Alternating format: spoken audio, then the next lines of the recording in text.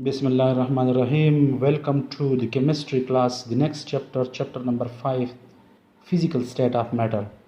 Anything which occupies space and having mass is called matter. We know that matter exists in three physical states around us: gas, liquid, and solid. In the universe, 99% of the matter exists in the fourth physical state, which is called the plasma state, but we have to discuss it in the next classes. All the physical state of matter are interconvertible to one another. To explain the statement, we say that the difference between these physical state of matter lies in the intermolecular forces as well as the intermolecular distance. The third point, which is responsible for the physical state of matter, is the temperature. In gaseous state, the kinetic energy of molecule is greater. The intermolecular attractive force is weak, and the intermolecular distance are large. In case of liquid, the kinetic energy of the molecule is comparatively less. They move with lesser speed as compared to gases. The intermolecular forces are comparatively strong, while the distance between molecules is comparatively less. In solid state, again the kinetic energy further lesser than that of liquid and gas. Their intermolecular forces are strongest, and the intermolecular spaces is negligible. These states of matter are interconvertible into one another. For example, if a gas is cooled by lowering the temperature, the intermolecular force molecules come closer to one another. As a result, the intermolecular forces are developed, and we said that gases are converted into liquid. Similarly, on further cooling, the kinetic energy further decreases. The molecules come closer to one another furthermore, and the intermolecular forces goes on increasing. Conversely, if we want to convert a solid into liquid, by rising the temperature, the kinetic energy goes on increasing. The increased kinetic energy decrease intermolecular forces, and as a result, solid change into liquid. Similarly, on further heating, by increasing the temperature, the kinetic energy further increases, the intermolecular forces further decreases, and we say that liquid change into gases. The conversion of gas into liquid take place by condensation. The conversion of liquid into solid take place by freezing. The conversion of solid into liquid take place by melting, while the conversion of liquid into gas take place by evaporation or vaporization. We have to discuss these three physical states of matter one by one. Now let's start from gaseous state. This is the state of matter in which the molecules are far away from each other, and there is a very weak intermolecular forces among the molecules. So it means that the physical state of matter in which the molecules are far away from each other and the intermolecular forces among the molecules is negligible is called gaseous state of matter. We know the state of matter by differentiating the properties of matter. So if we want to discuss if we want to differentiate gases from liquid and solid, we should know what are the typical properties of matter. Now, what are the typical properties, rather matter, what are the typical properties of gases? So first of all, we have to discuss the typical properties of gases. Number one, gases do not have a fixed shape and volume. Gases has indefinite shape and volume. The reason why gases has indefinite or not fixed shape and volume lies in the intermolecular forces. Gas molecules do not have intermolecular forces. They adopt the volume of the container in which it is enclosed. For example, let a gas is enclosed in this small container. It adopts the volume of the container as well as the shape of this container. When it is transferred to a larger container, then because of the negligible intermolecular forces, the molecule of gas is spread and occupy all the available volume in the bigger container. So the volume of the gas is not fixed. Same is the shape. If we transfer the same gas into another container which has triangle shape, then it will adopt the shape of the container. It will now have triangle shape. So because of the weak negligible intermolecular forces, molecules of gases do not have fixed volume and fixed shape. Number 2, diffusion. Gas is diffused into one another. Now first of all, what is diffusion?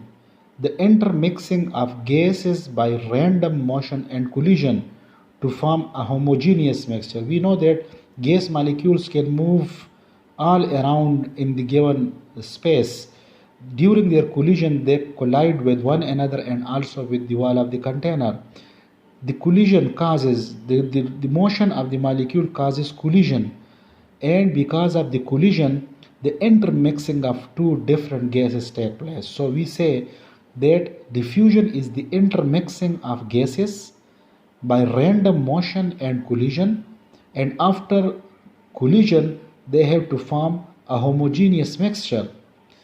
Remember that diffusion always takes place from higher concentration to lower. When a molecule in a particular region is in greater concentration and greater amount, then it will move to a region where its concentration is low. For example, we say that in this container, let's say the concentration of molecule is high, while in this container the concentration of molecule is low.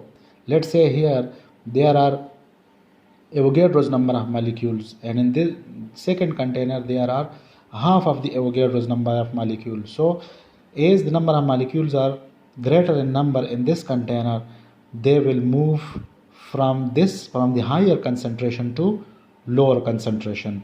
So remember that diffusion always takes place from higher to lower concentration. If someone have a perfume bottle opened and place it in a corner, then the smell of the perfume will spread in the whole room. The region where the bottle is placed will have higher concentration, and during the spreading it will move from that bottle to the lower concentration, that is the space available to it in the room. One thing should be kept in mind, that when the concentration in both regions become equal, then there is no net diffusion. The diffusion will stop, the movement of molecule will stop, but it should be kept in mind that the molecules still move in all possible direction, but the movement of molecule from higher concentration to lower concentration is stopped, because in both regions now the concentration of molecule is equal. Therefore we say once the molecules evenly distributed, the diffusion gets stopped and there would be no net diffusion in any particular direction. Point to be kept in mind, the causes of diffusion. Number 1, free movement of molecule. We know that gas molecule move freely in all possible direction. So diffusion is causes because of the free movement of molecule. We say that in solid there is no diffusion, because in solid the molecules are restricted at its fixed position. Diffusion takes place in gases as well as in liquid. In gases the rate of diffusion is very fast, because in gases molecules are free to move in all possible direction. The second is intermolecular spaces. If the space available to molecule, they can intermix easily. Let me explain it with a simple example. Let's suppose we have two gases, one marked by black marker, the other marked by red marker. When these molecules are mixed in a container, then because of the available spaces among their molecule, large space among their molecule, and because of the motion of the molecule, these molecules occupy the spaces found between them. So they occupy the spaces in between them. If there were no spaces in molecule, then there would be no diffusion. Secondly, if there is no free movement of the molecule, then the diffusion will not take place. So why gas is diffuse? Because gas molecules has large vacant spaces, number one, and number two, the molecule have large vacant spaces, so one molecule occupies the gap of the other molecule.